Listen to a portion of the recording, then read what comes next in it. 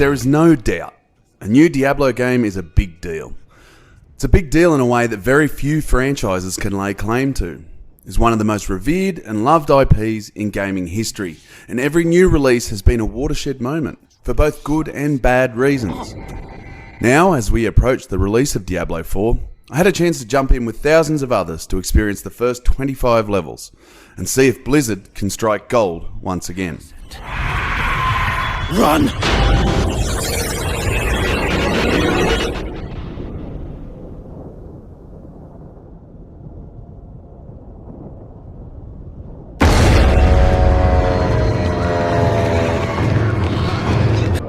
Initially, the biggest challenge for the beta was something that felt all too familiar for long-time Diablo fans: server queues.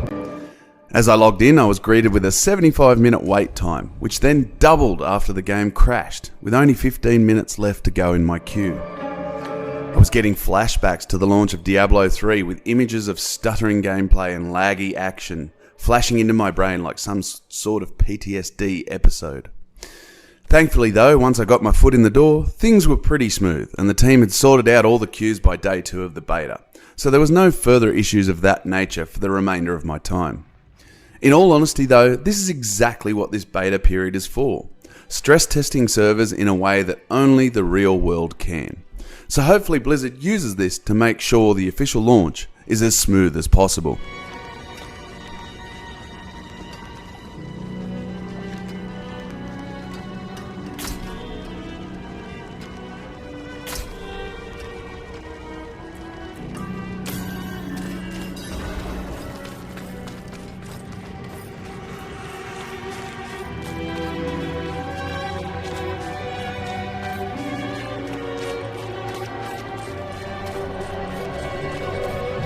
Once in the game, I was greeted by the biggest problem that any Diablo player faces, and that's what class to choose.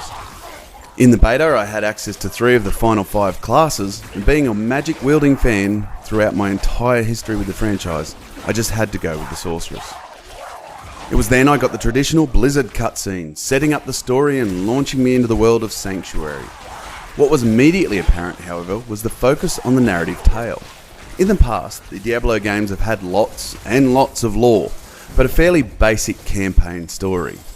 That seems to have changed here with what feels like a much stronger focus on telling an engaging and entertaining tale about the creators of Sanctuary and their polar opposite desires for how it tackles the ongoing war between heaven and hell while being stuck in the middle of the hostilities.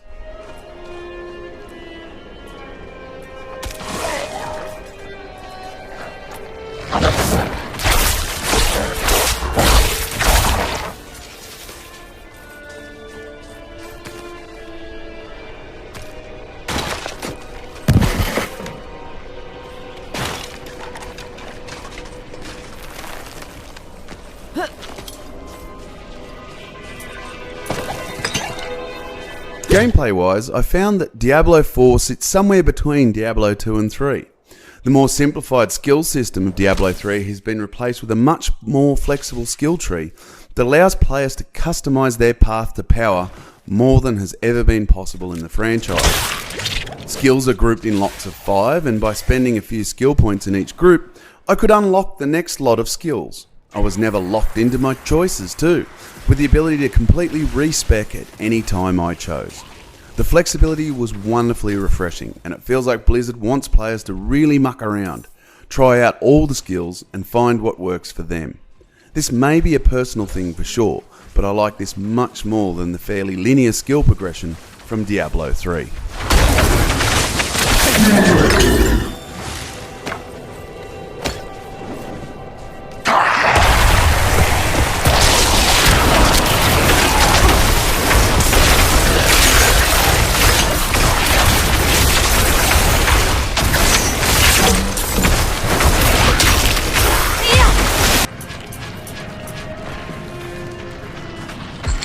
I'm not ready yet. The moment to moment is both familiar and evergreen. There is no mistaking that this is a Diablo game. The mouse-destroying heritage is there in every encounter. That being said, there are some nice changes to help liven things up. The first is the new dodge button. By pressing the spacebar, players can do a quick dodge maneuver, perfect for stepping out of the way of a big attack from a boss. It is on a cooldown, however, so it isn't something that can just be spammed constantly. Using it at the right time is essential. There are also a host of new elements that add to the existing formula in exciting ways, like some crazy new shrines, a refined town portal system, and a much more detailed and useful map that makes tracking the myriad of quests, side quests, and dungeons a breeze.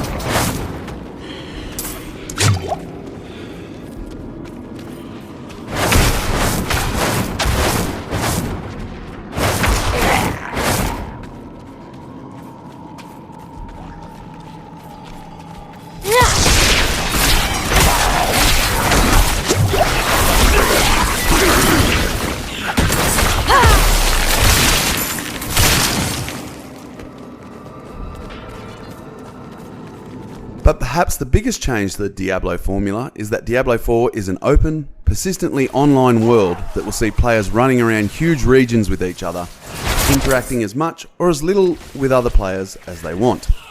Think about the different worlds in Destiny and you'll have a good idea of how it works. I actually had a lot of fun with this. It's how I like multiplayer in this sort of game to work, with the ability to partake in as little or as much co-op shenanigans as I desired. The world events in particular were a lot of fun, with players congregating around them with the chance to get some choice loot and then heading their separate ways once the deed was done. Everything can be tackled in a group or on your own, so all players should be catered to nicely.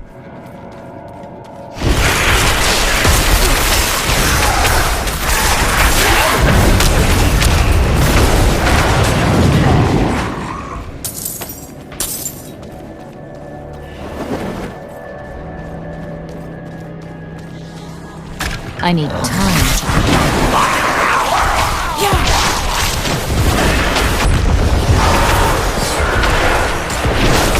It wasn't all smooth sailing though. There are some things that obviously need a little work before release, but nothing that should be worrying fans.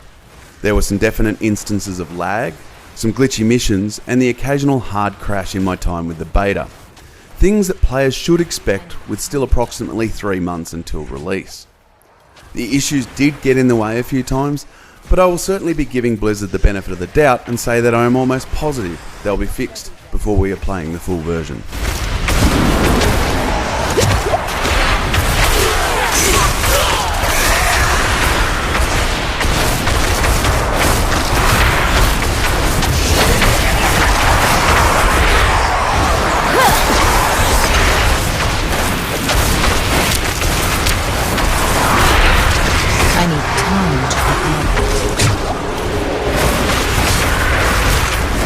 There is actually quite a lot to talk about with Diablo IV, but I'm going to leave it there. I don't want to spoil too much of the fun, as the game's beta opens up to everyone this coming weekend.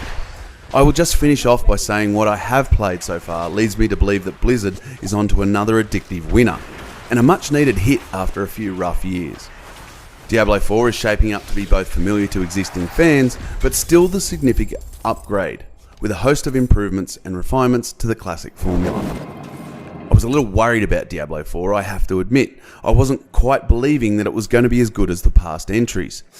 But that concern seems to have been misplaced, because after playing it, I feel it is going to be a certified hit when it reaches our systems in a few months. It looks to me that Blizzard, or at least this part of Blizzard, will get their much needed win, and we will get another great entry in this classic franchise.